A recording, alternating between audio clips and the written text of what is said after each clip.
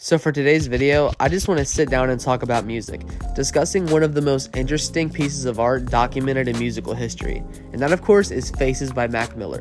Released May 11th in 2014, during one of Mac's most pivotal moments in his career, where he went from the frat boy rap to the tortured artist that we all know and love today.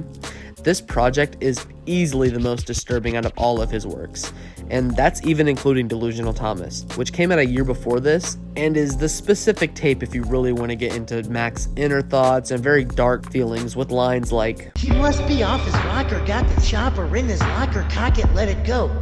Turn these fruits into some vegetables. Illuminati, party, getting sworn in. Tattoos of baby Jesus burned in my foreskin. I fuck with God. Pathological liar. Went to my girlfriend's house and set her dog on fire. Blamed it on her little brother, got him sent to juvie. Fucked her in the bathroom while her dad was watching movies." Now on his sophomore album, Watching Movies with the Sound Off, he did cover dark topics, but not like this. Delusional Thomas pushed the envelope, and I think Faces just went a little further than that. But after his little experimental horrorcore mixtape, we got into a mixture of jazz, progressive rock, psych rock, and just adding a bunch of different genres together, blending them to make this beautiful masterpiece. So I'm just going to dive into a couple of these tracks, give my overall opinion, and see how well it's aged over the years.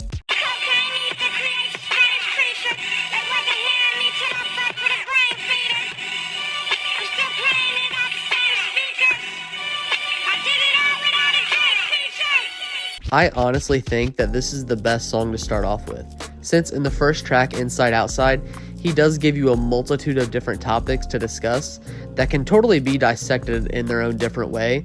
I just feel like on Here We Go, he lets us in just a little bit more, opening the door and letting us see what his recent problems are. Especially after the multitude of fame that he got at this point, it was just a totally different time back then.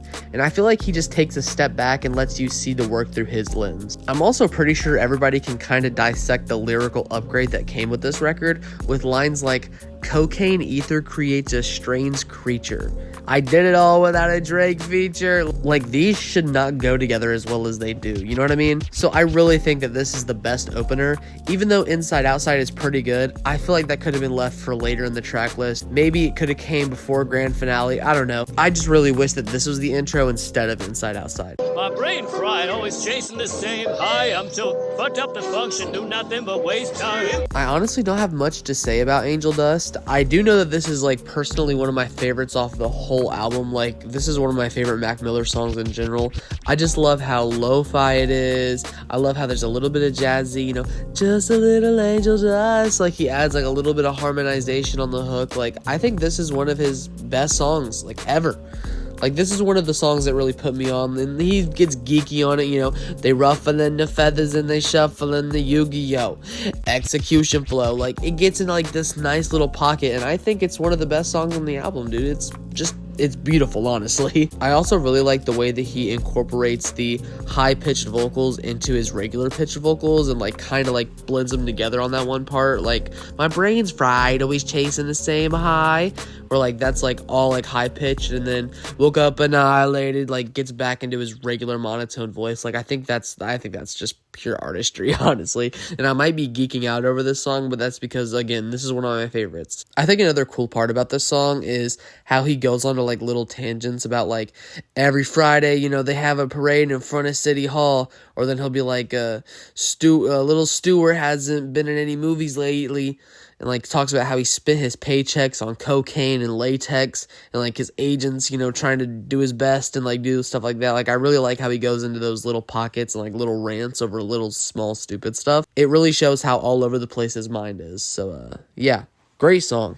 Probably going to be one of the highest ranked. I give no fucks when I go nuts, cause I smoked us, overdose on the sofa, dead. Woke up from a coma, pulled up in a soda, smoke, went back to bed. Even though personally, in my opinion, I would say that something like a Here We Go or an Angel Dust is better on the album entirely, I do think that Polo Jeans is another great track that has such a memorable feature from Earl Sweatshirt. I think this is kind of like the prime Faces, if you know what I mean, like something that's so dark and heavy with the subject matter, but just sounds so pleasing.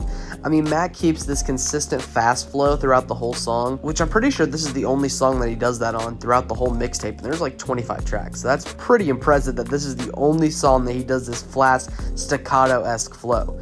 And then when Earl comes in, it's so memorable. His opening lines, "I blow a spliff before the ink dries on the paper." That's one of the hardest opening lines of all time. And the way that it just contrasts Mac's verse. Mac's going, like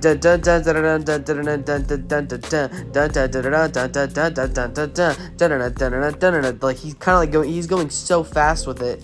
And then Earl comes in. Dun dun dun dun dun dun dun dun dun dun dun dun dun dun dun dun dun. Like it's so slow, and it calms the track down, and it brings you back to the darkness that is Faces, and it just makes it so much better. It's such a banger. But yeah, this is easily top ranked. This album is so good, and this isn't even the best Earl feature on the whole album, bro. Just wait.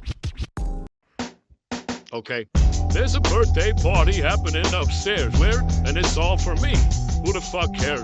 They all notice if I never go and show my face. Hey, they just looking for a reason they can celebrate. It's okay. So kind of just taking it back to the whole Delusional Thomas thing, that whole mixtape sounds very horrorcore and sounds very disturbing. But if you listen to Faces, the undertones of everything are just so disturbing.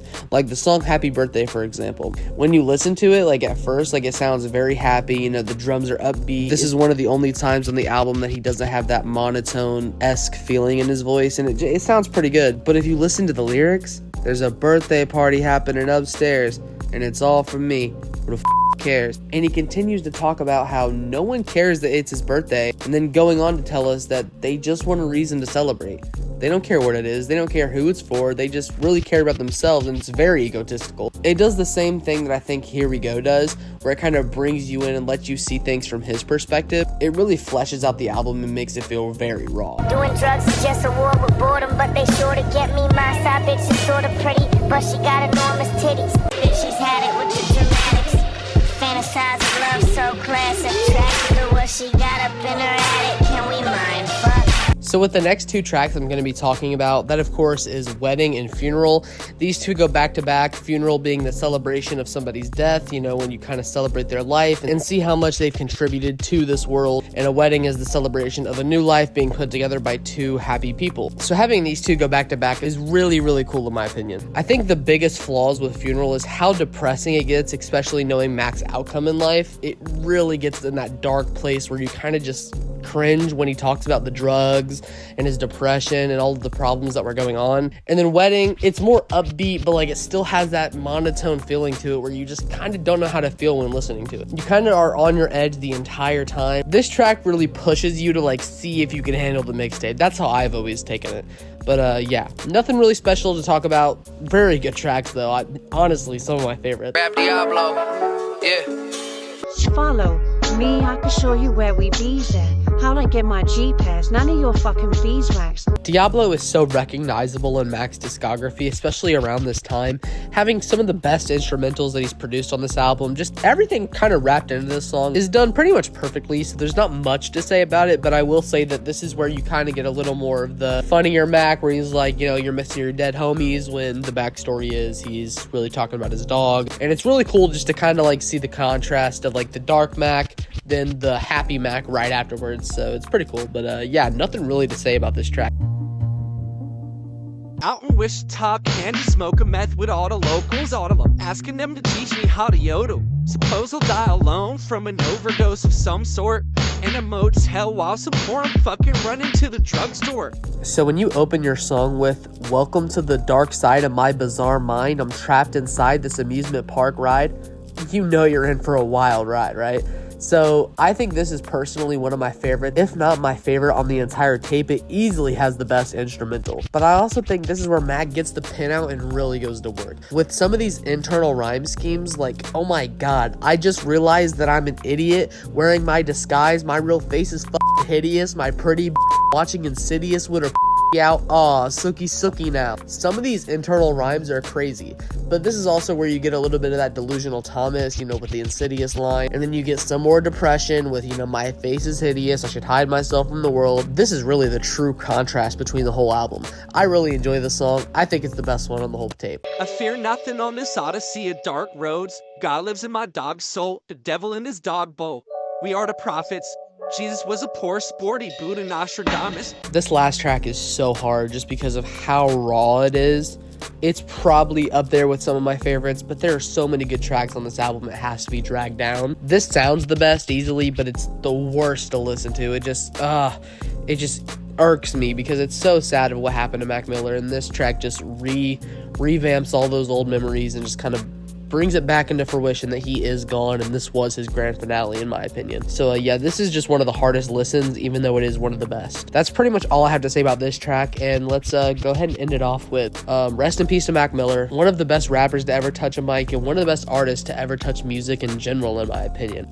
I really do love this mixtape. It just shows the depth, and he's not just this frat rapper or just this singer that you would see on the Divine Feminine. He was better than that and then not better than that at the same time. This mixtape is kind of all over the place, but I think that's where its heart is. And yeah, we love and miss you. Rest in peace. Classic. I'm going to give this low-key, get on my Fantano thing, I'm going to give this an 8 out of 10.